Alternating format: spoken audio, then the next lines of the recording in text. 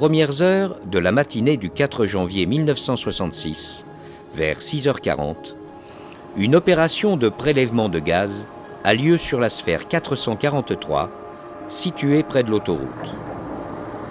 Un problème technique survient et une importante fuite de gaz se produit. Il est impossible de fermer la vanne. La nappe de gaz s'étend sur l'autoroute. Les secours de la raffinerie sont activés. Le brouillard gazeux atteint l'autre côté de l'autoroute sur le CD14. Une 4 chevaux arrive à ce moment-là.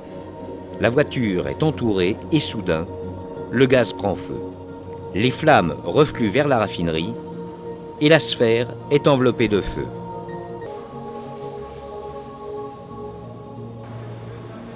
Il est 7h19 lorsque les sapeurs-pompiers de Lyon sont alertés.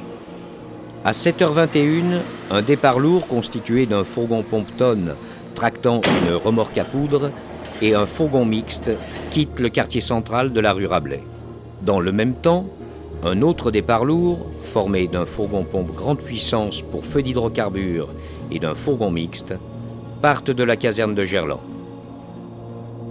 À 7h58, les renforts quittent Vienne. J'alimentais avec ce fourgon, j'alimentais la tonne, plus 2 grosses lances. Donc en fait, vous attaquez ce feu. Est-ce que l'on vous donne une notion du danger à ce moment-là?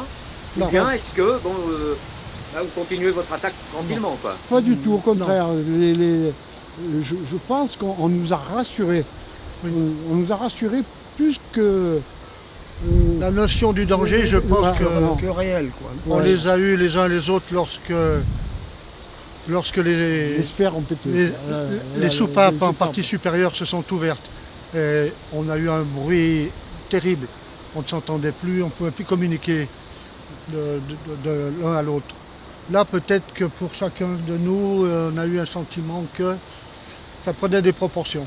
Notre chef d'agrès nous a ordonné d'aller se alimenter au canal, étant donné qu'on avait des tas de problèmes d'eau, c'était insuffisant, quoi. Donc on est allé se mettre en aspiration sur le canal de fuite. Sur le canal, et puis on a tiré des lignes d'aspiration pour alimenter les lances. Entre nous, à un moment donné, on ne savait plus qui faisait quoi, on ne pouvait plus communiquer oralement. Et puis ça avait pris une telle disproportion que je vous avoue, moi ce que Marcel dit, je l'apprends presque aujourd'hui. Le début, le bruit était assourdissant, mais on pouvait se parler assez près en parlant très fort. Mais après, au bout d'un certain temps, je vous dirai pas le temps exact, on s'entendait plus. Il n'était plus question. Donc, inconsciemment, il allait se passer quelque chose. Au moment de l'explosion, il y a eu une projection, mais de pluie. Et c'est pas tellement, comme on a pu le dire, des tuyaux qui potaient bien sûr. Après, quand le feu s'est étendu, s'est réparti, mais c'était le liquide, les gaz liquéfiés, qui n'avaient pas, dans le temps de l'explosion, eu le temps de se mettre à l'état gazeux. Mais pour résumer, il y a eu l'explosion avec le souffle. Je me souviens avoir vu défiler le sol sous mes yeux. La preuve, c'est que je me suis retrouvé, d'après les plans, à bien 20 mètres de l'endroit où je me trouvais, sous les fameux cigares, ce qu'on a appelé des cigares, ces citernes horizontales. Il y a eu, comme dit Marcel, ce gaz qui était encore liquide, et après il y a eu vraiment, tout ça s'est enflammé d'un coup. C'était une mer de flammes. Et à partir de là, qui a fait quoi? On refroidissait les sphères d'à côté, que les cuves se sont affaissées parce que les pieds ont chauffé. Donc j'ai vu tomber la cuve. Vous avez vu tomber la cuve? Ah oui, je l'ai vu tomber. Je me suis retourné et grâce à moi, ça m'a touché. Elle a basculé. On ne nous a pas explosé. Un grand champignon. On s'est couché par terre. Au bout de quelques secondes, on a relevé la tête doucement et le champignon était monté. On a eu de la chance. Moi, j'ai eu de la chance d'être dans le centre du canal. Je me suis relevé tant bien que mal. Le lieutenant Vincent, le second du capitaine Comte, descendait pour voir ce qui se passait. Et à ce moment-là, on était un peu plus haut, ça sautait. Alors ça nous a charriés sur je ne sais pas combien de mètres. Moi j'ai été blessé, et rhumatif aussi. Et le lieutenant Vincent qui était descendu vers les Portes-Lances, il est descendu, il est mort un mois après. 25 jours, oui. Il était gravement brûlé. Et la deuxième explosion, bon, là je suis parti en direction du canal. J'ai marché à pied, là, j'ai retrouvé une voiture qui m'a posé à l'usine de la Rodiaceta, à l'entrée. Il y a eu une deuxième explosion et à ce moment-là, on a senti une vague de chaleur arriver sur nous. Et après, ben, elle est partie, elle s'est décomposée d'un coup, ça fait une grande flamme. Elle s'est arrêtée à 10 mètres de nous, quoi. Bien, vous venez d'apporter un très beau témoignage par rapport à ce que vous avez vécu pour ces jeunes générations de sapeurs-pompiers. C'est surtout, on est là, je pense, Mais surtout pour ça. Hein. c'est une belle profession, Ah, ouais, rassurez-les. La catastrophe de Feyzin a été la première catastrophe industrielle de France. Elle a entraîné la mort de 18 personnes.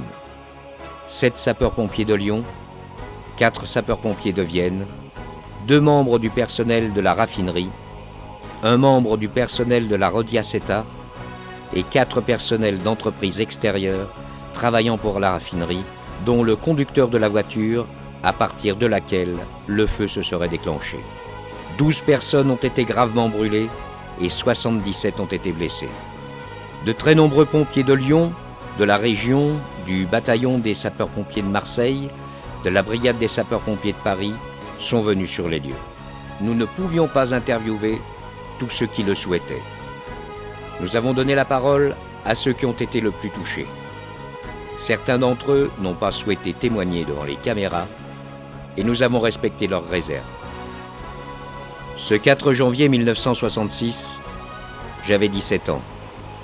J'étais venu à la caserne pour avoir des nouvelles de mon oncle et de mes cousins.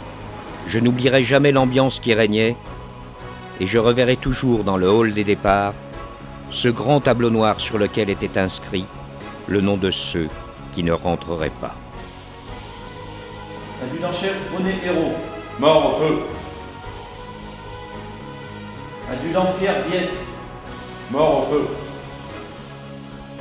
Sergent André Panetier, mort au feu. Caporal Lagier, mort au feu. Caporal Paul Hérard, mort au feu. Caporal Louis Jacquier, mort au feu. Caporal Daniel Berthier, mort au feu. Sapeurs-pompiers de Vienne, mort en service commandé lors de la catastrophe de Feyzin le 4 janvier 1966. Capitaine Jean Comte, mort au feu. Lieutenant Étienne Vincent, mort au feu. Caporal Lucien Stabio, mort au feu. Caporal Jean Tournier, mort au feu.